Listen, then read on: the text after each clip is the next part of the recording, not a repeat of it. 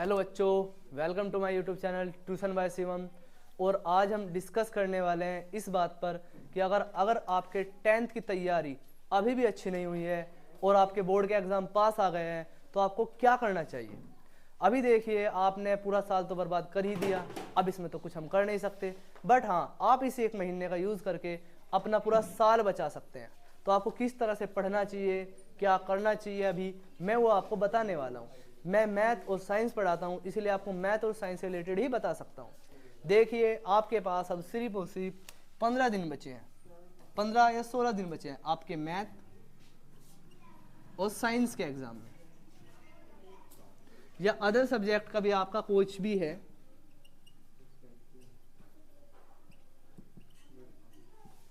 Other subject का भी है। आपके 18 फेब से यानी 18 फरवरी से आपके एग्जाम स्टार्ट होने वाले हैं। तो आपके पास आज 6 फरवरी से पूरे बचते हैं 12 दिन, 12 डेज।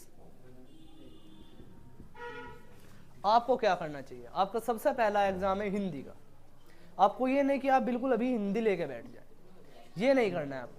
आपको अपना शेड्यूल फिक्स करना है कि आपको किस टाइम कितना पढ़ना है। आपका मेन फोकस मैथ और साइंस पे होना चाहिए, क्योंकि ये दो ही सब्जेक्ट है जिनमें बच्चे फेल होते हैं।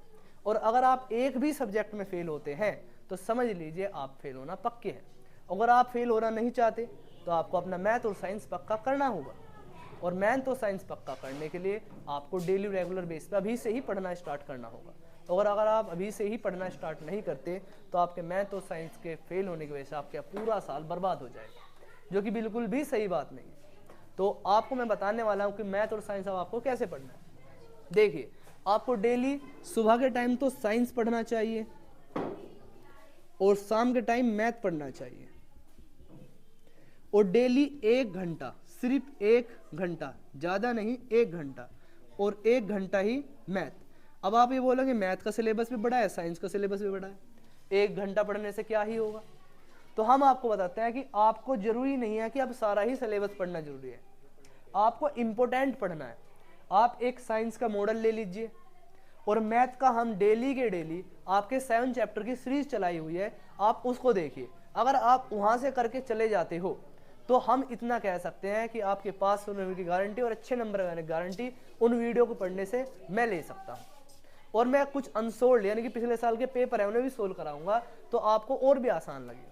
आप उनको करके जाओगे तो आपको डर भी नहीं लगेगा क्वेश्चन पेपर करते टाइम, और आपको अच्छा फील होगा कि हाँ, ये क्वेश्चन हमने पहले करे हुए हैं।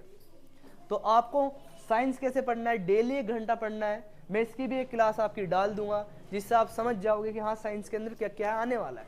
इसके पुराने साल के हम क्वेश्चन सोल्व कराने वाले हैं, साथ ही साथ में मैथ के भी हम पुराने साल के क्वेश्चन सोल्व कराने वाले हैं। डेली आपको साइंस का जो थ्योरेटिकल है, जो रिपीटेड क्वेश्चन है, जो आपके मॉडल के अंदर लिख के मिल जाएगी, हर साल आता है, वो आपको याद करना है साइंस का डेली 1 घंटा सुबह। और मैथ का जो है वो डेली के डेली 1 घंटा सोल्व करने आपको क्वेश्चन। डेली क्लास ले सकते हो आप, 1 घंटा डेली रेगुलर बेस पे हमारे चैनल पर क्लासेस आ रही है मैथ की। आप 1 घंटा ले लीजिए, आपके मैथ पक्का हो जाएगा। अभी भी आपके पास मौका है, आप अपना पूरा साल बचा सकते हैं। बाकी आपका जो हिंदी है, जिसका सबसे पहला एग्जाम है, इसका आप डेली पढ़ना स्टार्ट कर दीजिए, अभी से स्टार्ट कर दीजिए।